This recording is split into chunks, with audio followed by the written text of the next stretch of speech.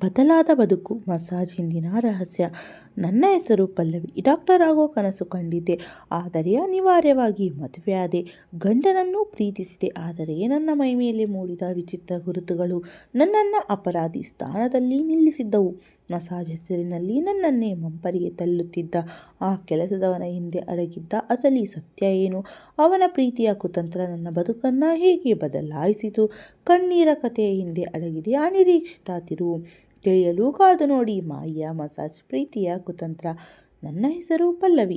ನೋಡಲು ಅಚ್ಚುಕಟ್ಟಾಗಿದ್ದೆ, ಹಾಗಾಗಿ ಮದುವೆಗೂ ಮುಂಚೆ ನಮ್ಮ ಮನೆಗೆ ಸಂಬಂಧಗಳು ಸಾಲುಗಟ್ಟಿ ಬರುತ್ತಿದ್ದವು.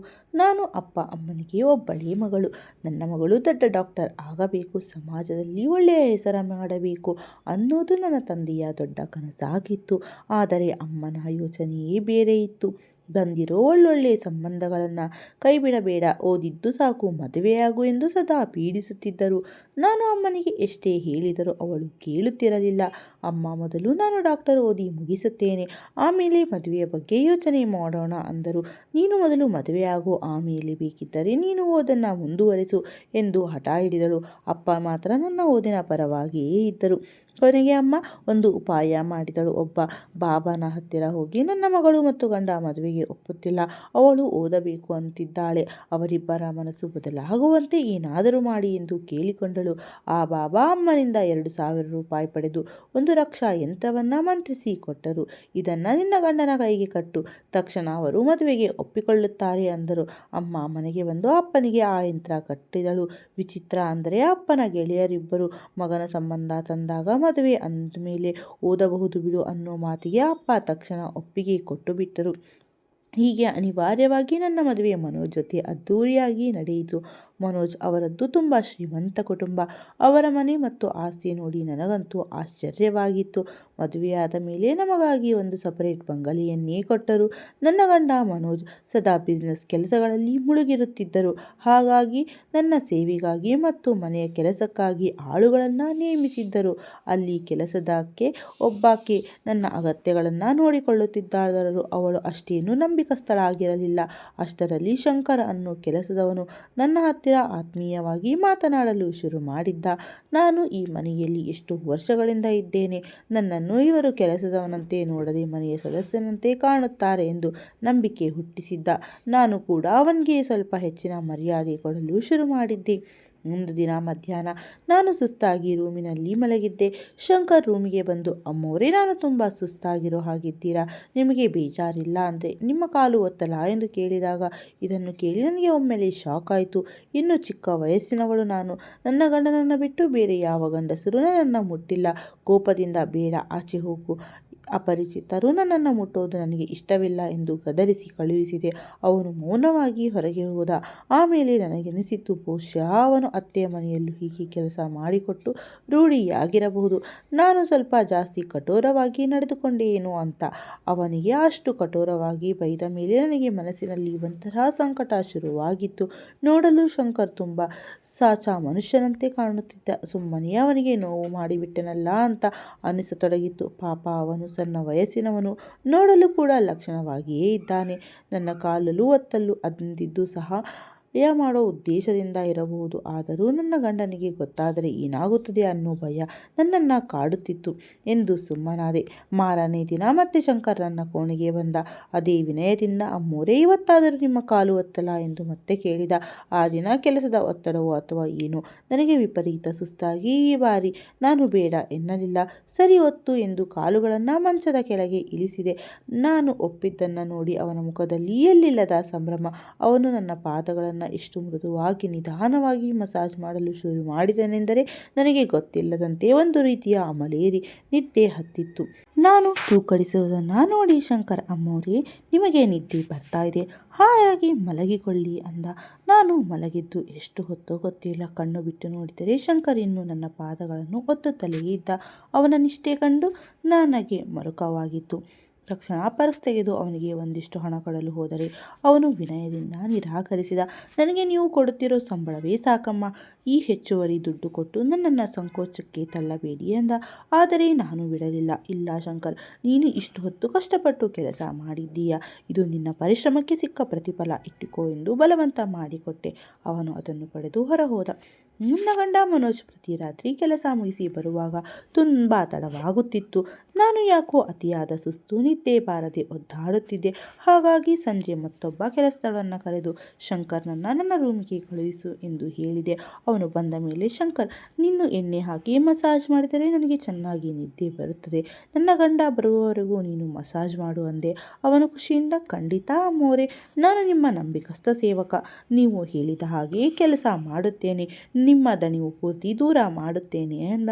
ನಾನು ಕೂಡ ನಕ್ಕು. ನಿನ್ನ ಕೈಯಲ್ಲಿ ಏನೋ ಮಂತ್ರದ ಶಕ್ತಿ ಇದ್ದ ಹಾಗಿದೆ, ನೀನು ಮುಟ್ಟಿದರೆ ಸಾಕು ನನ್ನ ಸುಸ್ತೆಲ್ಲ ಮಾಯವಾಗುತ್ತದೆ ಎಂದೆ. ಮಾತಿನ ಮಧ್ಯೆ ಶಂಕರ್ ಒಂದು ಅಚ್ಚರಿಯ ವಿಷಯ ಬಾಯ್ಬಿಟ್ಟ.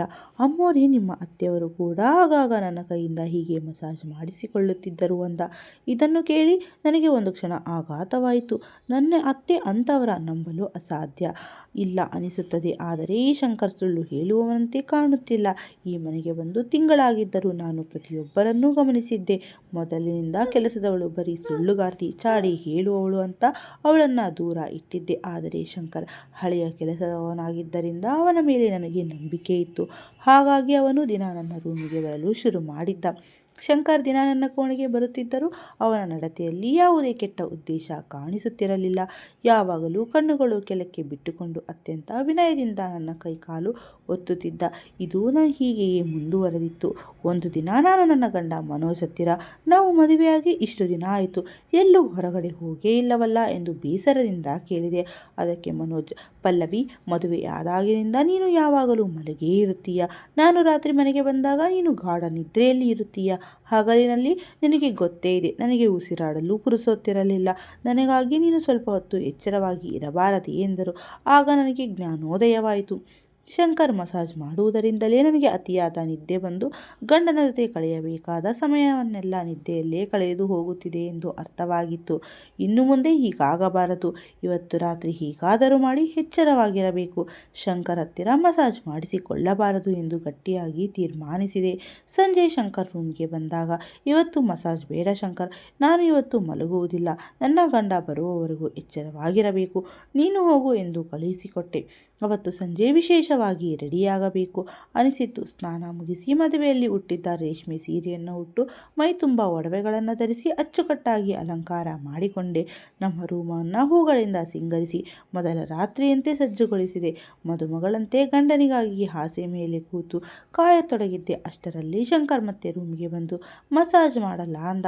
ನನಗೆ ಸಿಟ್ಟು ಬಂದು, ನಿನಗೆ ಆಗಲೇ ಹೇಳಿದ್ದೆನಲ್ಲ ಇವತ್ತು ಬೇಡ ಅಂತ, ಆಚೆ ಹೋಗು ಎಂದು ಗದರಿಸಿ ಕಳುಹಿಸಿದೆ. ರಾತ್ರಿ 11 ಗಂಟೆ ಆದರೂ ಮನೋಜ್ ಬರಲಿಲ್ಲ. ಸ್ವಲ್ಪ ಹೊತ್ತಿನ ನಂತರ ಶಂಕರ್ ಒಂದು ಲೋಟ ಹಾಲನ್ನು ತಂದಿದ್ದ. ನಾನು ರಾತ್ರಿ ಊಟ ಮಾಡಿರಲಿಲ್ಲ. ಹಾಗಾಗಿ ಆ ಹಾಲನ್ನು ಕುಡಿದು ಗಂಡನಿಗಾಗಿ ಕಾಯುತ್ತಾ ಕುಡಿತೆ.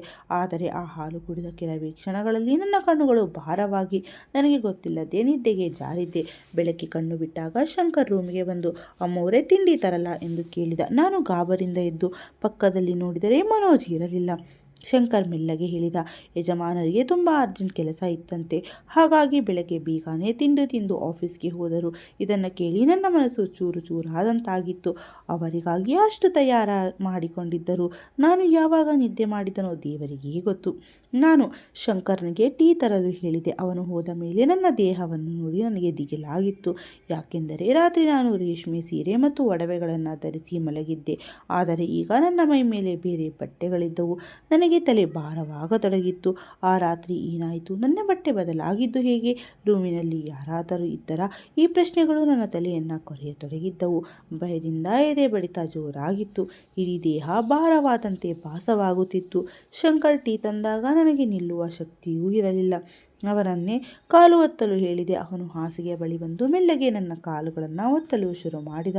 ನಾನು ಆತಂಕದಿಂದ ಕುಳಿತಿದ್ದಾಗ ಮನೋಜ್ ಇದ್ದಕ್ಕಿದ್ದಂತೆ ರೂಮಿಗೆ ಬಂದರು. ಅವರನ್ನು ನೋಡುತ್ತಲೇ ನನ್ನ ಕೋಪ ಕಟ್ಟೆ ಒಡೆಯಿತು. ನಿಮಗೋಸ್ಕರ ಅಷ್ಟೊಂದು ತಯಾರಿ ಮಾಡಿಕೊಂಡು ರಾತ್ರಿಯೆಲ್ಲ ಕಾದೆ, ಕನಿಷ್ಠ ಪಕ್ಷ ಹೇಳಿ ಹೋಗೋಕ್ಕೂ ಆಗಲಿಲ್ವಾ ಎಂದು ಕೂಗಾಡಿದೆ. ಅದಕ್ಕೆ ಮನೋಜ್ ಶಾಂತವಾಗಿ, ಪಲ್ಲವಿ: ನಾನು ರಾತ್ರಿಯೇ ಮನೆಗೆ ಬಂದಾಗ ನೀನು ಮೈಮರೆತು ಮಲಗಿದ್ದೆ. ಅಷ್ಟು ಆಳವಾದ ನಿದ್ದೆಯಲ್ಲಿ ಇದ್ದ ನಿನ್ನನ್ನು ಎಬ್ಬಿಸೋಕೆ ಮನಸ್ಸೇ ಬರಲಿಲ್ಲ ಅಷ್ಟೇ ಅಂದ್ರು. ಅವರ ಮಾತು ಕೇಳಿ ನನಗೆ ಕೋಪ ಹೆಚ್ಚಾಗಿತ್ತು. ಅವರು ನನ್ನನ್ನು ಎಬ್ಬಿಸಿಯೇ ಇಲ್ಲವೆಂದಾದರೆ ನನ್ನ ಮೈಯಲ್ಲಿದ್ದ ಒಡವೆಗಳನ್ನೆಲ್ಲ ತೆಗೆದು ಬಟ್ಟೆ ಬದಲಾಯಿಸಿದವರು ಯಾರು?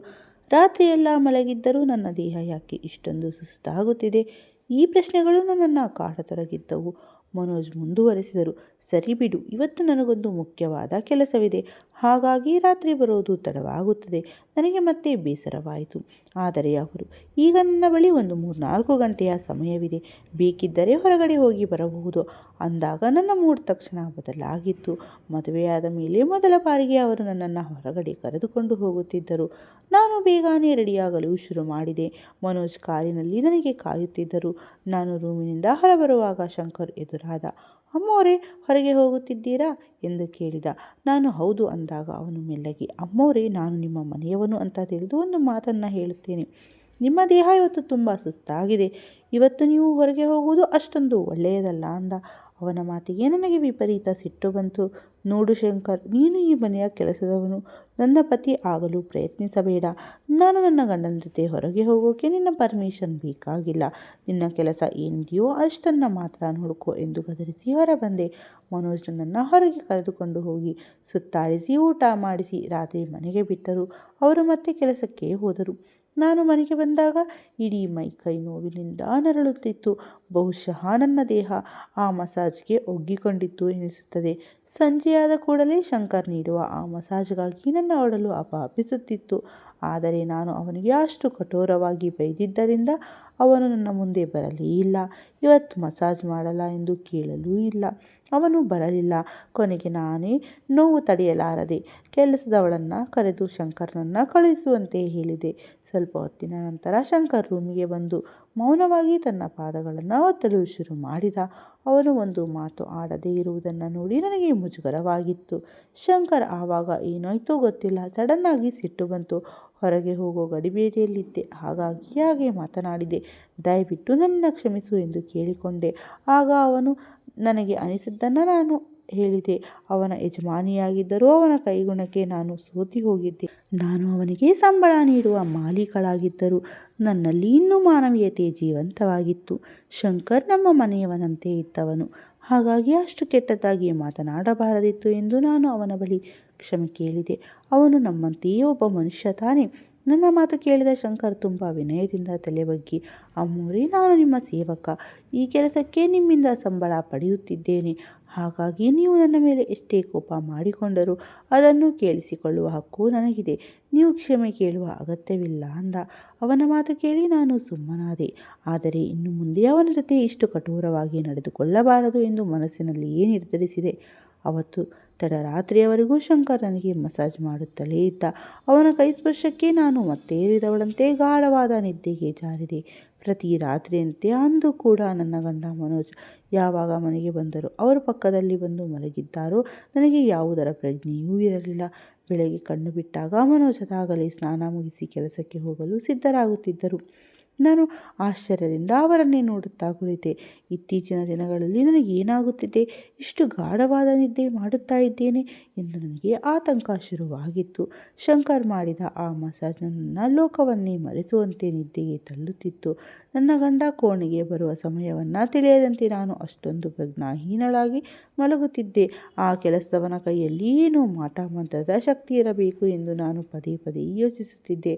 ಅಂದು ಬೆಳಗ್ಗೆ ಎದ್ದಾಗ ತಲೆ ವಿಪರೀತ ಭಾರವಾಗಿತ್ತು. ಹೆಜ್ಜೆ ಇಡಲು ಕೂಡ ಶಕ್ತಿ ಇಲ್ಲದವಳಂತೆ ಭಾಸವಾಗುತ್ತಿತ್ತು. ಆದರೆ ಈ ವಿಷಯವನ್ನು ನಾನು ನನ್ನ ಗಂಡನಿಗೆ ಹೇಳಲಿಲ್ಲ. ಏಕೆಂದರೆ ನಾನು ಕೆಲಸದವನಿಂದ ಮಸಾಜ್ ಮಾಡಿಸಿಕೊಳ್ಳುವ ವಿಷಯ ಅವರಿಗೆ ತಿಳಿದಿರಲಿಲ್ಲ. ಅಂದು ವಿಧಿವಿಲಾಸವೆಂಬಂತೆ ಮನೋಜ್ ಕೆಲಸಕ್ಕೆ ಹೋಗದೆ ಮನೆಯಲ್ಲೇ ಇರಲು ನಿರ್ಧರಿಸಿದ್ದರು. ಅವರು ಮನೆಯಲ್ಲೇ ಇರುವುದನ್ನು ನೋಡಿ ನನಗೆ ಒಂಥರ ಗಾಬರಿಯಾಗಿತ್ತು. ಪ್ರತಿದಿನ ಕೆಲಸದವನು ಎಲ್ಲ ಕೆಲಸ ಮುಗಿಸಿ ನನ್ನ ಕೋಣೆಗೆ ಬರುವುದು ರೂಢಿಯಾಗಿತ್ತು. ಇವತ್ತು ಅವನು ರೂಮಿನ ಹತ್ತಿರ ಸುಳಿಯದಂತೆ ಇರಲಿ ಎಂದು ನಾನು ದೇವರಲ್ಲಿ ಪ್ರಾರ್ಥಿಸುತ್ತಿದ್ದೆ. ಏಕೆಂದರೆ ಮನೋಜ್ ಎದುರು ನಾನು ಮತ್ತೆ ನಿದ್ದೆಗೆ ಜಾರಿದರೆ ಅವರು ನನ್ನ ಮೇಲೆ ತುಂಬ ಬೇಸರ ಮಾಡಿಕೊಳ್ಳಬಹುದು ಎಂಬ ಭಯ ನನ್ನನ್ನು ಕಾಡುತ್ತಿತ್ತು. ಮದುವೆಯಾಗಿ ಇಷ್ಟು ದಿನಗಳಾದರೂ ನಮ್ಮಿಬ್ಬರ ನಡುವೆ ಇನ್ನೂ ಸರಿಯಾದ ದಾಂಪತ್ಯ ಶುರುವಾಗಿರಲಿಲ್ಲ. ಶಂಕರ್ ಮನೆ ಕೆಲಸಗಳಲ್ಲಿ ನಿರತರಾಗಿದ್ದರು. ಅವನು ಕೂಡ ಈ ಮಸಾಜ್ ವಿಷಯವನ್ನು ಯಾರಿಗೂ ಹೇಳಿರಲಿಲ್ಲ. ಸಾಮಾನ್ಯವಾಗಿ ಮನೋಜ್ ಮನೆಯಿಂದ ಹೊರಗೆ ಹೋದ ಮೇಲೆಯೇ ನಾನು ಶಂಕರ್ನನ್ನು ಕರೆದು ಕಾಲು ಒತ್ತಿಸಿಕೊಳ್ಳುತ್ತಿದ್ದೆ. ಆದರೆ ಒಂದು ದಿನ ನಾನು ಕೋಣೆಯಲ್ಲಿದ್ದಾಗ ಮನೋಜ್ ಇದ್ದಕ್ಕಿದ್ದಂತೆ ಮನೆಗೆ ಬಂದರು. ಅವರು ಸಡನ್ನಾಗಿ ಬಂದದ್ದನ್ನು ನೋಡಿ ನನಗೆ ದಿಗಿಲಾಗಿತ್ತು. ಯಾಕೆಂದರೆ ಅದೇ ಸಮಯದಲ್ಲಿ ನಾನು ಶಂಕರ್ನನ್ನು ಕಾಲು ಒತ್ತಲು ರೂಮಿಗೆ ಬರ ಹೇಳಿದ್ದೆ. ಅವನು ಇವತ್ತು ಎಲ್ಲಿ ಇವರ ಮುಂದೆಯೇ ಬಂದು ಬಿಡುತ್ತಾನೋ ಎಂದು ನನ್ನ ಹೃದಯ ಜೋರಾಗಿ ಬಡಿದುಕೊಳ್ಳುತ್ತಿತ್ತು. ಆದರೆ ಶಂಕರ್ ತುಂಬ ಜಾಣನಾಗಿದ್ದ. ಮನೋಜ್ ಮನೆಯಲ್ಲಿದ್ದುದನ್ನು ಗಮನಿಸಿ ಅವನು ಅಂದು ನನ್ನ ರೂಮಿನ ಹತ್ತಿರ ಸುಳಿಯಲೇ ಇಲ್ಲ. ನನಗಂತೂ ಒಂದು ವಿಷಯ ಅರ್ಥವಾಗುತ್ತಿರಲಿಲ್ಲ. ದಿನ ಅವನ ಹತ್ತಿರ ಮಸಾಜ್ ಮಾಡಿಸಿಕೊಳ್ಳುವುದು ಒಂದು ಚಟವಾಗಿ ಹೋಗಿತ್ತು. ಒಂದು ದಿನವೂ ಅವನು ಮಸಾಜ್ ಮಾಡಲಿಲ್ಲವೆಂದರೆ ನನ್ನ ಮೈಕೈ ನೋವು ಹೆಚ್ಚಾಗುತ್ತಿತ್ತು. ಸರಿಯಾಗಿ ನಿದ್ದೆಯೇ ಬರುತ್ತಿರಲಿಲ್ಲ. ಬೆಳಗ್ಗೆ ಎದ್ದ ತಕ್ಷಣ ತಲೆ ಭಾರವಾಗಿ ಏನೋ ಕಳೆದುಕೊಂಡಂತೆ ಅನಿಸುತ್ತಿತ್ತು. ಆ ಕೆಲಸದವನು ನನ್ನ ಮೇಲೆ ಅಂಥದ್ದೇನು ಮೋಡಿ ಮಾಡಿದ್ದಾನೋ ತಿಳಿಯದು. ಪ್ರತಿದಿನ ಅವನನ್ನು ಕರೆಯುವಂತೆ ನನ್ನ ಮನಸ್ಸು ಹಠ ಮಾಡುತ್ತಿತ್ತು. ಇದೆಲ್ಲದರ ಮಧ್ಯೆ ನನ್ನನ್ನು ಅತಿ ಹೆಚ್ಚು ಕಾಡುತ್ತಿದ್ದ ವಿಷಯವೇನೆಂದರೆ ಪ್ರತಿ ಬೆಳಗ್ಗೆ ಎದ್ದು ನೋಡಿದಾಗ ನನ್ನ ಬಟ್ಟೆ ಬದಲಾಗಿರುತ್ತಿತ್ತು. ನನ್ನ ಗಂಡನೇ ಹೀಗೆ ಮಾಡುತ್ತಿರಬಹುದು, ಆದರೆ ನನ್ನ ಬಳಿ ಏನು ಹೇಳುತ್ತಿಲ್ಲಬೇಕೆ ಎಂದು ಕನ್ನಡಿಯ ಮುಂದೆ ನಿಂತು ನನ್ನನ್ನು ನಾನೇ ಪ್ರಶ್ನೆ ಮಾಡಿಕೊಳ್ಳುತ್ತಿದ್ದೆ. ಕನ್ನಡಿಯ ಮುಂದೆ ಹೋಗಿ ನನ್ನ ಮುಖವನ್ನು ನೋಡಿಕೊಂಡಾಗ ನನಗೆ ಪ್ರಜ್ಞೆ ತಪ್ಪಿದಂತಾಗಿತ್ತು. ನನ್ನ ಮುಖದ ಮೇಲೆ ವಿಚಿತ್ರವಾದ ಕೆಂಪು ಗುರುತುಗಳಿದ್ದವು. ಇದೇನು, ಈ ಗುರುತುಗಳು ಎಲ್ಲಿಂದ ಬಂದವು ಎಂದು ಗಾಬರಿಯಿಂದ ಬೆಚ್ಚಿಬಿಟ್ಟೆ. ಹೇಗಾದರೂ ಮಾಡಿ ಇದನ್ನು ಅಳಿಸಬೇಕೆಂದು ಒಂದು ಬಟ್ಟೆ ತೆಗೆದುಕೊಂಡು ಜೋರಾಗಿ ಉಜ್ಜಿದೆ. ಮುಖವೆಲ್ಲ ಕೆಂಪಾಯಿತೇ ಹೊರತು ಆ ಗುರುತುಗಳು ಮಾತ್ರ ಮಾಯವಾಗಲಿಲ್ಲ. ಮಾರನೇ ದಿನ ಬೆಳಗ್ಗೆ ಎದ್ದು ನೋಡಿದರೆ ಆ ಕಲೆಗಳು ಮಾಯವಾಗುವ ಬದಲು ನನ್ನ ಇಡೀ ಮೈಕೈ ಹರಡಿಕೊಂಡಿದ್ದವು. ಇದನ್ನು ಕಂಡು ನನಗೆ ವಿಪರೀತ ಭಯವಾಗಿತ್ತು. ಅಷ್ಟರಲ್ಲೇ ಶಂಕರ್ ರೂಮಿಗೆ ಬಂದು ಮಸಾಜ್ ಮಾಡಲಾ ಎಂದು ಕೇಳಿದ. ಬಹುಶಃ ಇವನು ಬಳಸುವ ಎಣ್ಣೆಯಿಂದ ಈ ಕಲೆಗಳು ಬಂದಿರಬಹುದು, ಅಥವಾ ಅದೇ ಎಣ್ಣೆಯಿಂದ ಇದು ವಾಸಿಯಾಗಬಹುದು ಎಂದು ಯೋಚಿಸಿ ಸುಮ್ಮನೆ ಕಾಲು ಒತ್ತಲು ಹೇಳಿದೆ. ಅವನು ಕಾಲು ಒತ್ತುವಾಗ ಈ ಗುರುತುಗಳ ಬಗ್ಗೆ ಏನಾದರೂ ಕೇಳಬಹುದು ಎಂದು ಅಂದುಕೊಂಡೆ. ಆದರೆ ಅವನು ಏನು ಅರಿಯದವನಂತೆ ಸುಮ್ಮನೆ ತನ್ನ ಕೆಲಸ ಮಾಡುತ್ತಿದ್ದ. ನನಗೆ ಗಂಡನ ಎದುರು ಹೋಗಲು ಹೆದರಿಕೆಯಾಗುತ್ತಿತ್ತು. ಒಂದು ವೇಳೆ ಮನೋಜ್ ಇದನ್ನು ನೋಡಿದರೆ ನಾನು ಏನೆಂದು ಉತ್ತರ ಕೊಡಲಿ ಎಂಬ ಆತಂಕ ನನ್ನನ್ನು ಕೊಲ್ಲುತ್ತಿತ್ತು. ಮೈಕೈ ನೋವಿನಿಂದ ಪಾದಗಳನ್ನು ದಿಂಬಿನ ಮೇಲೆ ಇರಿಸಿದೆ. ಶಂಕರ್ ಮಸಾಜ್ ಮಾಡುತ್ತಿದ್ದಂತೆ ನನ್ನ ಕಣ್ಣುಗಳು ಭಾರವಾಗತೊಡಗಿದ್ದವು. ಆಹಾರ ನಿದ್ದೆಯ ಅಮಲಿನಲ್ಲಿ ಶಂಕರ್ ನನ್ನ ಹತ್ತಿರ ಬಂದು ಮೆಲ್ಲಗೆ ಏನೋ ಹೇಳಿದ. ಪಲ್ಲವಿ, ನೀನು ತುಂಬ ಸುಂದರವಾಗಿದ್ದೀಯ. ನನಗೆ ನೀನೆಂದರೆ ತುಂಬ ಇಷ್ಟ ಅಂದಂತೆ ಭಾಸವಾಗಿತ್ತು. ಆದರೆ ನನಗೆ ಪ್ರತಿಕ್ರಿಯಿಸುವ ಶಕ್ತಿಯೇ ಇರಲಿಲ್ಲ. ನಾನು ಹಾಗೆಯೇ ಗಾಢ ನಿದ್ರೆಗೆ ಜಾರಿದೆ. ಬೆಳಗ್ಗೆ ಕಣ್ಣು ಬಿಟ್ಟಾಗ ಮನೋಜ್ ಹಾಸಿಗೆಯ ಪಕ್ಕದಲ್ಲೇ ಮಲಗಿದ್ದರು. ನನ್ನ ತಲೆ ಇನ್ನೂ ಭಾರವಾಗಿಯೇ ಇತ್ತು. ಇಡೀ ದೇಹ ನೋವಿನಿಂದ ಬಾಧಿಸುತ್ತಿತ್ತು. ಇನ್ನು ಮುಂದೆ ಈ ವಿಷಯ ಮುಚ್ಚಿಡಲು ಸಾಧ್ಯವಿಲ್ಲ ಎಂದು ನಿರ್ಧರಿಸಿ ಮನೋಜ್ ಅವರನ್ನು ಎಬ್ಬಿಸಿ ವಿಷಯ ತಿಳಿಸಿದೆ. ನನ್ನ ಮೇಲೆ ವಿಚಿತ್ರ ಗುರುತುಗಳು ಬರುತ್ತಿವೆ ಎಂದು ಬಟ್ಟೆಯನ್ನು ಸರಿಸಿದಾಗ ಅದನ್ನು ನೋಡಿದ ಮನೋಜ್ ಅವು ಹಾರಿದರು. ಅವರು ತಕ್ಷಣ ನನ್ನಿಂದ ದೂರ ಸರಿದು ನಿಂತುಕೊಂಡರು. ಅವರ ಕಣ್ಣುಗಳಲ್ಲಿ ಕೋಪ ಮತ್ತು ಅಸಹ್ಯ ಎದ್ದು ಕಾಣುತ್ತಿತ್ತು. ಪಲ್ಲವಿ, ನೀನು ನನಗೆ ಇಷ್ಟೊಂದು ದೊಡ್ಡ ದ್ರೋಹ ಬಗೆದಿದ್ದೀಯಾ ಎಂದು ಕನಸಿನಲ್ಲಿಯೂ ಅಂದುಕೊಂಡಿರಲಿಲ್ಲ. ಇದು ಯಾವುದೋ ರೋಗವಲ್ಲ, ಇದು ನಿನ್ನ ಅನೈತಿಕ ಸಂಬಂಧದ ಕುರುಹು ಎಂದು ಅಬ್ಬರಿಸಿದರು. ನಾನು ಆಘಾತದಿಂದ ಏನು ಮಾತನಾಡುತ್ತಿದ್ದೀರಾ ಅಂದೆ. ಅದಕ್ಕವರು, ಆ ಕೆಲಸದವನ ಜೊತೆಗೆ ನಿನಗೆ ಸಂಬಂಧ ಇರುವುದು ನನಗೆ ಈಗ ತಿಳಿಯಿತು. ನಾನು ಕೆಲಸದಲ್ಲಿ ಬ್ಯುಸಿಯಾಗಿದ್ದರೆ ನೀನು ಇಲ್ಲಿ ಇಂತಹ ನೀಚ ಕೆಲಸಕ್ಕೆ ಕೈ ಹಾಕಿದ್ದೀಯಾ? ನಾನು ಇನ್ನೂ ಸತ್ತಿಲ್ಲ ಅನ್ನೋದು ನಿನಗೆ ನೆನಪಿರಲಿ ಎಂದು ಕಿರಿಚಿದರು. ನನ್ನ ಬದುಕು ಅಲ್ಲೋಲ ಕಲ್ಲೋಲವಾಗಿತ್ತು. ನಾನು ಪವಿತ್ರವಾಗಿದ್ದೇನೆ, ನಾನು ನಿರಪರಾಧಿ ಎಂದು ಅತ್ತರೂ ಅವರು ಕೇಳಲಿಲ್ಲ. ಈ ಗುರುತುಗಳೇ ನೀನು ಅಪರಾಧಿ ಅನ್ನೋದಕ್ಕೆ ಸಾಕ್ಷಿ. ಸಾಕು ನಿನ್ನ ನಾಟಕ. ಈಗಲೇ ಈ ಮನೆಯಿಂದ ಹೊರಟು ಹೋಗು. ನಿನಗೆ ಡೈವೋರ್ಸ್ ಪೇಪರ್ಸ್ ಕಳಿಸುತ್ತೇನೆ ಎಂದು ನನ್ನನ್ನು ಮನೆಯಿಂದ ಆಚೆ ಹಾಕಿದರು. ನಾನು ಅಳುತ್ತಾ ತವರು ಮನೆಗೆ ಬಂದೆ. ಅಪ್ಪ ಅಮ್ಮನ ಮುಂದೆ ಗೋಳಾಡಿ ನಾನು ನಿರಪರಾಧಿ ಎಂದು ಮನವರಿಕೆ ಮಾಡಿದೆ. ಅವರು ಮನೋಜ್ ಹತ್ತಿರ ಮಾತನಾಡಲು ಸಿದ್ಧರಾಗಿದ್ದಾಗಲೇ ಪೋಸ್ಟ್ನಲ್ಲಿ ಒಂದು ಕವರ್ ಬಂತು. ನನ್ನ ಮೇಲೆ ಆಕಾಶವೇ ಕಳಚಿ ಬಿದ್ದಂತೆಯಾಗಿತ್ತು. ನಗುತ್ತಿದ್ದ ನನ್ನ ಸಂಸಾರ ಒಂದು ಕ್ಷಣದಲ್ಲಿ ಭಸ್ಮವಾಗಿತ್ತು. ದಿನವಿಡೀ ಅಳುತ್ತಾ ಹಾಸಿಗೆ ಹಿಡಿದೆ. ಇಂತಹ ಅಪವಾದ ಹೊತ್ತು ನಾನು ಬದುಕಬಾರದು ಎಂದು ಆತ್ಮಹತ್ಯೆ ಆಲೋಚನೆ ಮಾಡತೊಡಗಿದ್ದೆ.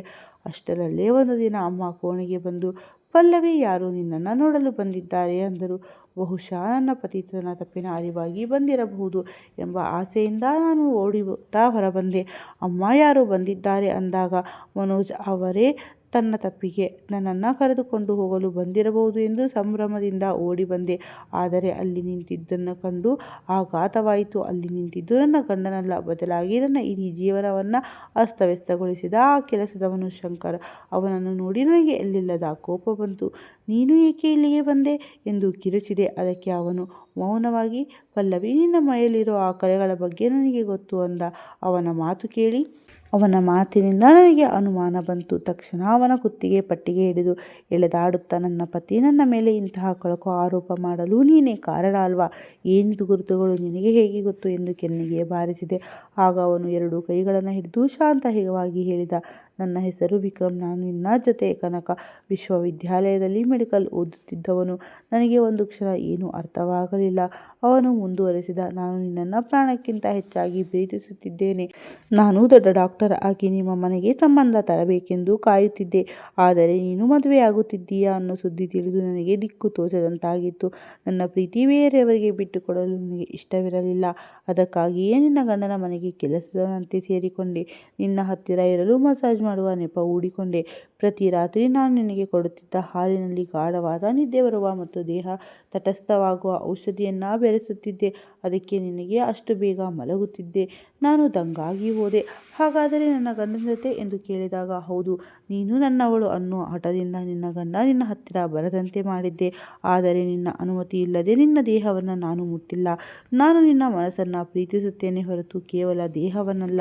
ನಾನು ಮನಸ್ಸನ್ನು ಮಾಡಿದರೆ ನೀನು ಪ್ರಜ್ಞೆ ತಪ್ಪಿದಾಗ ಏನೆಲ್ಲ ಮಾಡಬಹುದಾಗಿತ್ತು.